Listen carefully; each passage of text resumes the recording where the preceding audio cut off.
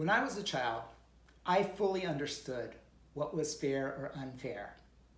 And I knew when my parents did not get fairness right. And as a fully supportive child, I tried to help them with their ignorance. And I did that in the most useful of ways. I screamed, I pouted, and I slammed doors. Now, you would have think with my incredibly well thought out pedagogical techniques, they would have changed their decision making, but they didn't. And then something really strange happened. I got 30 years older, and I found myself making the same mistakes that my parents made.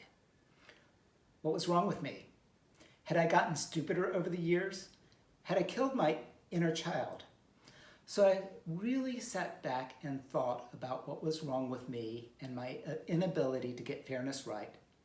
And I realized it was all about chocolate chip cookies. Now, I think we all can agree that chocolate chip cookies are probably the most splendid thing in life. And also, let's be honest, that the people who claim they don't like chocolate are not to be trusted. They're really not human. So I want you to think about the oven door opening up and that smell coming out of the oven. And I want you to think about taking the spatula and slipping it under the cookie and that soft, melty feeling, and bringing the freshly baked cookie up to your tongue and the chocolate melting in your mouth.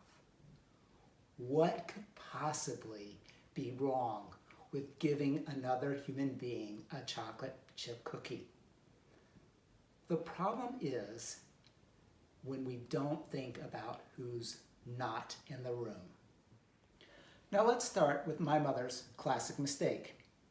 Imagine 9-year-old me walking into the kitchen at 4 p.m. and there are precisely 1.5 chocolate chip cookies left on a plate on the counter. My mother was a fabulous baker, and I would beg for one of the cookies. And inevitably, my mother would relent and give me one chocolate chip cookie. Now, I was really happy with my chocolate chip cookie, and therefore my mom had a happy household, right? Wait, I forgot to tell you that while I was getting my one chocolate chip cookie, my 6-year-old brother had just finished practicing soccer in the backyard and was coming into the house for his chocolate chip cookie. He would see me eating my delicious one full cookie and see that there was a half cookie left for him. And he would respond in the most rational of ways. He would scream and pout and slam doors. My mother's problem was not giving me a chocolate chip cookie to make me happy. Her problem was not thinking about the child who was not in the room. Now, you're probably just laughing at our silly family dynamics, but this scenario is repeated all the time in the corporate world. We hand out chocolate chip cookies, but we don't call them cookies. We call them raises. We call them bonuses. We call them promotions. And we know through headlines that corporations frequently do not get this right when they try to divide up cookies. And we know that when they don't get it right, it leads to screaming and pouting and slamming of doors. Except in corporate America, we call that corporate leaks, Glassdoor postings, and lawsuits. And although there are glaring exceptions to the rule, most of these bad outcomes arise from people trying to make their employees happy. A manager may want to reward a talented, hardworking employee and give her a $20,000 dollar raise. The employee is happy with the raise, and the manager feels really good about himself because he has made the employee happy. Why isn't everybody happy with this scenario? Because the manager probably never took into account the equally splendid and hardworking employee down the hall who only got a 500 cookie raise. And our manager in question would not have even taken that employee's performance into account because he doesn't supervise her. Nothing required the manager to think about who was not in the room when allocating cookies. The bottom line is that employees will know when cookies are being allocated unfairly, and the thing they care about most is fairness. And unless we in corporate America are very systematic and disciplined about how we allocate cookies, they will be divided unfairly. So maybe the answer here is that we just go ahead and divide all cookies evenly. But as I learned as a child, sometimes dividing cookies evenly is not dividing them fairly.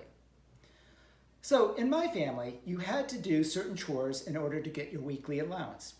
You had to make your bed, you had to clean your room, you had to help set the table, and you had to help clean up after dinner.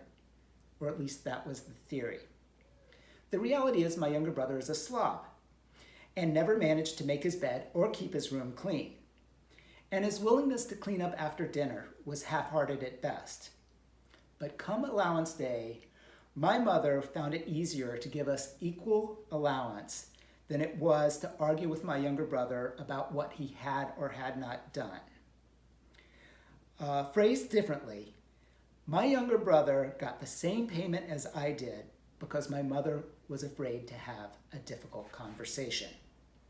And of course, 9-year-old Rob recognized that equal payment was not fair, and I responded in the most appropriate of ways. I screamed, I pouted, and I slammed doors. And I thought my mother's behavior would change. But her behavior didn't, so I changed mine. I stopped making my bed. I stopped cleaning my room. I stopped setting the table. I stopped cleaning up after dinner. Now, I was unhappy and I was with lower disposable income. My mother wasn't happy because she was doing more housework than she bargained for. And there was no change in my brother's behavior. All of this was because my mother was afraid of having a difficult conversation with my brother. And I think we can agree that in the corporate world, the same phenomenon happens all the time. Rather than having difficult and direct conversations with employees who are failing to meet expectations, we decide to go ahead and give them an equal plate of cookies because it is the path of least resistance. We don't think about the impact on the high performers in the room, but we know what that impact is. It leads to low employee engagement, low employee morale, and high employee turnover. Failure to have honest but difficult conversations is unfair, and dividing cookies evenly just because it is expedient is unfair. And sometimes we adults get fairness wrong because we don't even know we're handing out chocolate chip cookies. Let's consider that classic childhood fight, who gets to sit in the front seat. Now, objectively speaking, it should not matter whether you sit in the front or back seat. Both are realistically equally comfortable. Both will get you to the same location at the same time, and both give you an opportunity to chat with your parents. But kids see these seats as being very different. And if a parent does not pay attention to who got the front seat the last time, there will be screaming and pouting and slamming of car doors. The same phenomenon, again, exists in the adult world. We are constantly distributing things that we don't perceive to be of value and therefore don't pay attention to how they are shared. And these have profound implications in our society.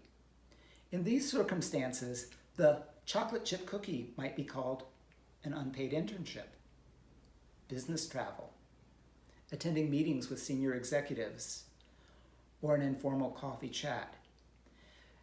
These items may not seem to be things of intrinsic value. And let's be honest, many of us would pay good money to avoid business travel or another meeting with senior executives. But for those who don't have access, these are opportunities for advancement and connection. And if we don't think about distributing them fairly, we end up with screaming and social unrest. Now, one day, we will all be returning to our offices in a post-COVID world. And if your office is anything like mine, there will be jars of cookies and chocolates and candies everywhere. My hope is that every time you see these sweets in your office, you will use them as a cue for thinking about who's not in the room when you're making a decision. When you have a cookie at a discussion about employee evaluation, think about who's not in the room. When there are many chocolate bars available in your next promotion discussion, think about who's not in the room. And when you have those little Halloween candy corns in a dish and you're thinking about the next juicy assignment, think about who's not in the room. If we all take a step back as we're distributing sweets and thinking about who is not in the room, I think we can achieve a more fair and equitable workplace and society. Thank you.